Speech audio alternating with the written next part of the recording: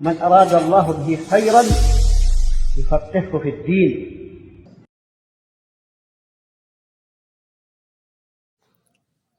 بسم الله الرحمن الرحيم الحمد لله رب العالمين والصلاة والسلام على رسول الله وعلى آله وصحبه أجمعين أما بعد.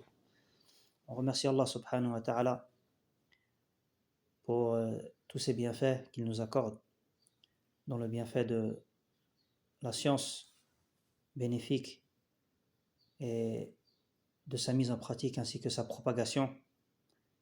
Puis nous remercions Barakallahu Fikum, le Markaz Al-Khalil, de nous permettre de prononcer cette petite allocution dont nous demandons à Allah subhanahu wa ta'ala qu'elle soit bénéfique pour nous-mêmes avant tout, ainsi que pour vous. Et nous le remercions aussi également pour les efforts qu'ils fournissent dans la propagation de la science légiférée et l'enseignement du livre d'Allah subhanahu wa ta'ala et de la sunna de son messager sallallahu alayhi wa sallam, ainsi que dans la diffusion de la voix des pieux prédécesseurs. Nous demandons à Allah subhanahu wa ta'ala de leur accorder la bénédiction dans leurs efforts et d'accepter leurs œuvres et de faire de ce markaz une source de bien et de guidée pour les musulmans. Ceci étant dit, nous nous rappelons, barakallahu fikum, en ces quelques minutes, une chose dont nous avons tous besoin. Et on demande à Allah subhanahu wa ta'ala de nous aider, de nous accorder la réussite pour atteindre la vérité à son sujet. Et cette chose, barakallahu fikum, est la suivante. Quelqu'un pourrait demander, Allah subhanahu wa ta'ala, il dit dans son noble livre, Ya ayyuhalladhina amanu kutiba alaykumus siyam kama kutiba ala alladhina min qablikum la'allakum tattaqun. Dans la traduction du sens, il vous a été prescrit le jeûne comme il a été prescrit à ceux d'avant vous, afin que vous atteigniez la piété. Donc Allah subhanahu wa ta'ala, il a voulu de nous, barakallahu fikum, par le jeûne, à travers le jeûne et dans le jeûne, que nous concrétisons et réalisions la piété. Mais la question est comment pouvons-nous réaliser la piété, barakallahu fikum, et atteindre cet objectif qu'Allah subhanahu wa ta'ala a voulu de nous, surtout dans ce mois béni de Ramadan, le mois du pardon des péchés. Et la réponse, wallahu a'lam, à la question, c'est que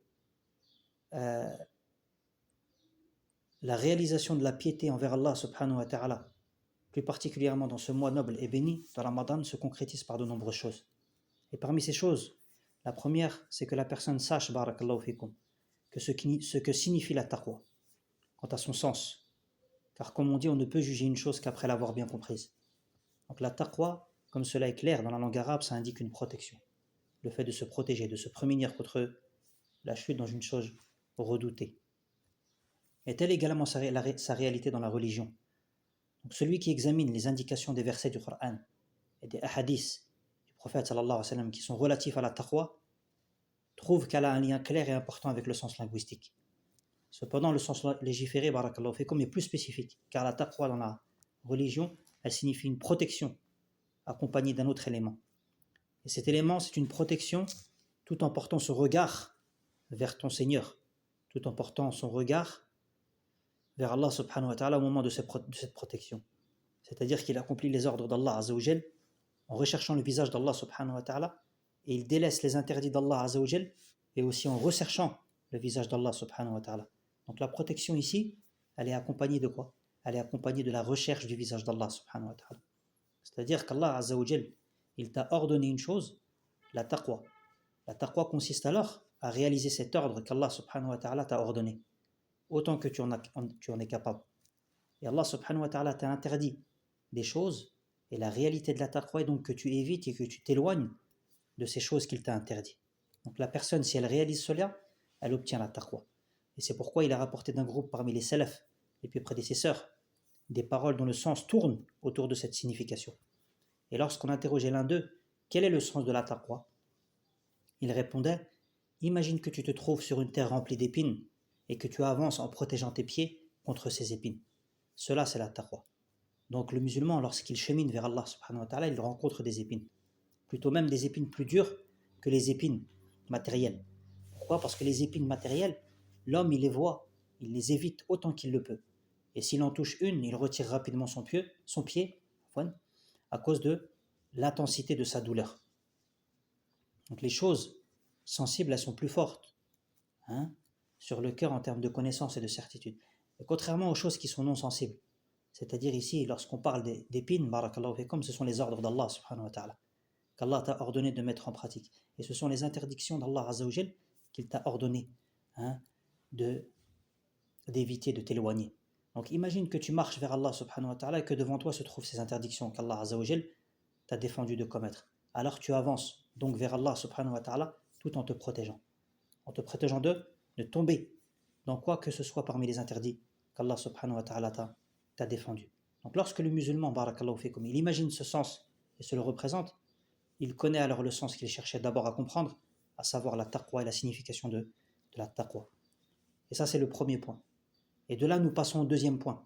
Si tel est le cas, alors le musulman, il est requis de réaliser la taqwa, de craindre Allah subhanahu wa ta'ala dans son cheminement vers Allah azza wa jal constamment et en permanence. Pourquoi ? Car la taqwa fait partie des choses et des adorations aimées d'Allah subhanahu wa ta'ala.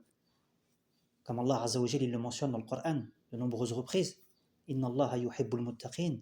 Allah il aime les gens pieux. Certes Allah azza wa jal est avec ceux qui ont la taqwa. Inna Allah ma'al muttaqin. Et d'autres versets, barakallahu fikum. Tayyib. Donc si tu crains Allah subhanahu wa ta'ala, alors Allah azza wa jal est avec toi, c'est-à-dire par la préservation, par sa protection. Donc la taqwa c'est une chose qui est encouragée constamment, en tout temps, et plus particulièrement dans les périodes aimées d'Allah subhanahu wa ta'ala et dans les lieux aimés d'Allah azza wa jal. Donc dans les temps aimés d'Allah subhanahu wa ta'ala, par exemple dans le mois de Ramadan, l'amour d'Allah azza wa jal pour la taqwa elle s'intensifie. Et de même dans les lieux et les périodes qui sont méritoires. Et parmi ces périodes justement figure ce mois-ci, le mois de Ramadan. Donc si cela est su, nous passons alors au troisième point. Comment pouvons-nous réaliser la taqwa durant le mois de Ramadan ? Et celui qui examine et qui médite le verset mentionné, il constate qu'il guide le serviteur vers cette réalité, vers ce sens, comme a dit Allah subhanahu wa ta'ala.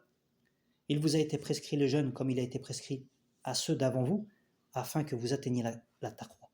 Et comme l'ont dit les exégètes parmi les salafs, le mot ici, la'alla, c'est-à-dire qui vient d'Allah subhanahu wa ta'ala, ici il est effectif, il est certain. Ça signifie que celui qui accomplit le jeûne de la manière agréée par Allah, azza wa jal, il est inévitable que le sens de la taqwa se réalise pour lui. Taïb. Donc lorsque la personne elle réalise le jeûne, qu'il jeûne conformément à l'ordre d'Allah azza wa jal, de la manière qu'Allah subhanahu wa ta'ala a voulu, aimer et agréer, alors parmi ses fruits, il y a le fait que la personne elle ressente et trouve en lui la taqwa d'Allah azza wa jal. La taqwa qu'Allah subhanahu wa ta'ala lui a ordonné et l'a exhorté à acquérir. Na'am. Barakallahu fikum. Donc lorsque la personne elle accomplit le jeûne et qu'il jeûne le mois de Ramadan de la manière qu'Allah subhanahu wa ta'ala a aimé et agréé, cela fait partie des plus grandes causes aidant à réaliser la taqwa d'Allah azza wa jal. Taïb.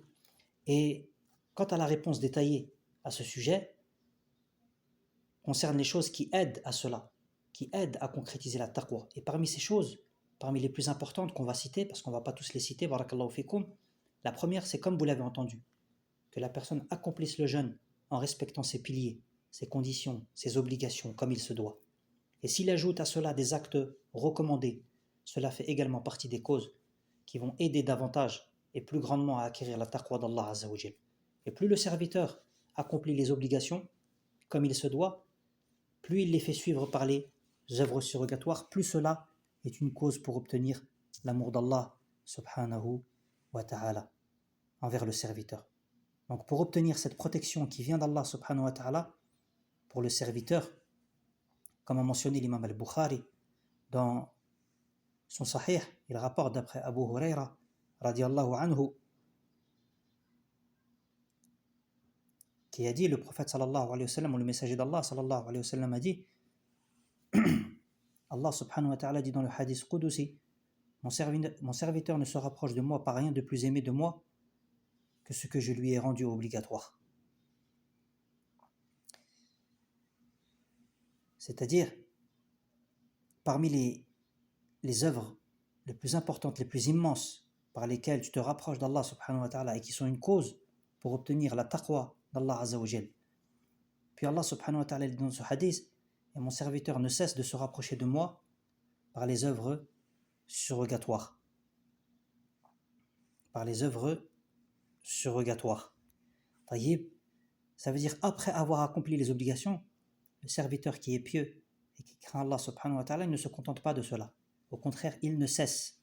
Le mot la yazal, il ne cesse, mon serviteur. Si ça indique quoi? La continuité, la permanence. Il est constant lorsqu'il marche vers Allah azza wa jal. Il se rapproche d'Allah subhanahu wa ta'ala par les bonnes œuvres. Il ne cesse de se rapprocher de moi par les œuvres surrogatoires. Donc, ô toi le jeûneur, si tu te rapproches d'Allah subhanahu wa ta'ala, en accomplissant, barakallahu fikum, en accomplissant cette obligation de la manière agréée, en l'exécutant comme il l'aime, Allah subhanahu wa ta'ala, puis que tu l'as fait suivre par des œuvres surrogatoires, en multipliant les prières surrogatoires, les aumônes surrogatoires, la demande de pardon, la lecture du Coran, la visite du malade, le maintien des liens de parenté et d'autres œuvres encore. Tout cela en recherchant le visage d'Allah subhanahu wa ta'ala, alors ce sont là de grandes causes pour réaliser la taqwa durant ce mois de Ramadan et en dehors du mois de Ramadan. Taïb. Donc, Allah subhanahu wa ta'ala, il mentionne dans le hadith: et mon serviteur ne cesse de se rapprocher de moi par les œuvres surrogatoires jusqu'à ce que je l'aime. Jusqu'à ce que je l'aime. C'est-à-dire, si on médite sur le sens de ce hadith, et mon serviteur ne cesse de se rapprocher de moi par les œuvres surrogatoires jusqu'à ce que je l'aime, c'est-à-dire ici, ça indique ici, comme on dit les savants de la science, ça indique le terme final. Hatta, c'est-à-dire le terme final ici, le sens, c'est qu'alors que le serviteur ne cesse d'être sérieux, il retrousse ses manches dans son cheminement vers Allah subhanahu wa ta'ala. Pour quel but? Pour obtenir l'amour d'Allah azza wa jal. Taïb, pour obtenir l'amour d'Allah subhanahu wa ta'ala à travers les actes surrogatoires qu'il va commettre ou qu'il va mettre en pratique. Barakallahu fikum. Donc mon serviteur ne cesse de se rapprocher de moi par le biais des œuvres surrogatoires jusqu'à ce que je l'aime. Taïb, jusqu'à ce que je l'aime. C'est-à-dire que jusqu'à ce qu'il atteigne le but pour lequel il a fatigué son corps, dépensé de son argent et peiné. Comme on dit, le corps et l'esprit dans cela pour quel but? C'est-à-dire pour obtenir l'amour d'Allah azza wa jal. Et lorsqu'il obtient l'amour d'Allah subhanahu wa ta'ala, qu'y a-t-il après cela? Allah subhanahu wa ta'ala, il dit jusqu'à ce que je l'aime. Et lorsque je l'aime, c'est-à-dire qu'il devient parmi les aimés d'Allah azza wa jal. Et ça montre comment la piété, elle te conduit vers Allah azza wa jal et comment elle te rapproche d'Allah subhanahu wa ta'ala. Jusqu'à ce que je l'aime. Et lorsque je l'aime, qu'as-tu obtenu? Des résultats immenses. Tu as obtenu la protection d'Allah azza wa jal pour le serviteur. Tu as obtenu la protection d'Allah subhanahu wa ta'ala. Tu as craint Allah azza wa jal dans ton cheminement vers Allah subhanahu wa ta'ala et l'issue. Quelle en fut donc l'issue? Le résultat, le fruit et la grâce venant d'Allah subhanahu wa ta'ala furent qu'Allah azza wa jal t'a donné de sa faveur quelque chose de meilleur que ce par quoi tu t'étais rapproché de lui et plus grand et plus noble encore. Taïb. Pourquoi tu as craint Allah azza wa jal dans ta marche vers Allah azza wa jal? Afin qu'Allah subhanahu wa ta'ala t'aime. Puis lorsqu'Allah azza wa jal t'a aimé, quel fut le résultat? Tu es devenu préservé par la protection d'Allah subhanahu wa ta'ala pour toi. Naam.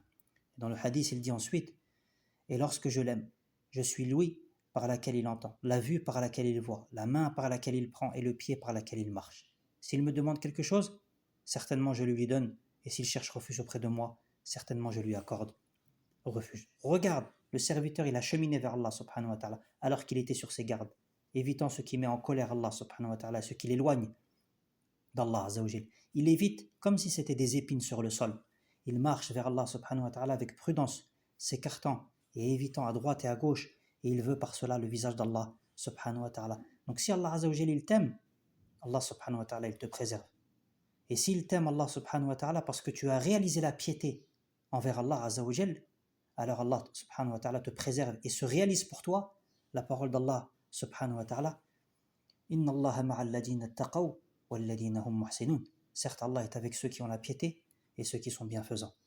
Naam. Est-ce que cela s'est réalisé? Naam. Cela s'est réalisé car Allah subhanahu wa ta'ala il dit: je suis ton ouïe par laquelle il entend, la vue par laquelle il voit, la main par laquelle il prend et le pied par laquelle il marche. Naam. Et le sens de cela, barakallahu fikum, c'est qu'Allah subhanahu wa ta'ala il préserve le serviteur dans son ouïe. Il n'entend alors que du bien. Il le préserve dans sa vue, il ne voit alors que du bien. Il le préserve dans sa main, alors il ne saisit que du bien. Et dans son pied, alors il ne marche qu'avec eux, que vers un bien et dans un bien. Donc le serviteur, il a réalisé la piété. Et Allah subhanahu wa ta'ala a donc réalisé pour lui ce qui se réalise par la piété comme fruit. Allah subhanahu wa ta'ala le protège. Il chemine vers Allah azza wa jal. Après avoir réalisé l'amour d'Allah subhanahu wa ta'ala, avec la protection d'Allah Azza wa Jal pour lui et par le fait qu'Allah subhanahu wa ta'ala soit avec lui comme soutien et protecteur. Naam, barakallahu fik. Donc si tu veux concrétiser la piété dans ce mois, la piété d'Allah Azza wa Jal en ce mois béni, et en dehors, barakallahu fik, comme durant ce mois, en dehors de ce mois, c'est ce qu'il faut atteindre, barakallahu fikum. Et il y a beaucoup d'autres choses à dire à ce sujet, mais nous nous contentons, barakallahu fikum, de cette petite allocution dont on demande à Allah subhanahu wa ta'ala qu'elle soit une preuve pour nous et non contre nous, et qu'elle soit bénéfique pour celui qui l'entend, barakallahu fikum, et qui la met en pratique. Wallahu a'lam. Jazakumullahu khairan. Subhanakallahumma wa bihamdik. أشهد أن لا إله إلا أنت أستغفرك وأتوب إليك والسلام عليكم ورحمة الله وبركاته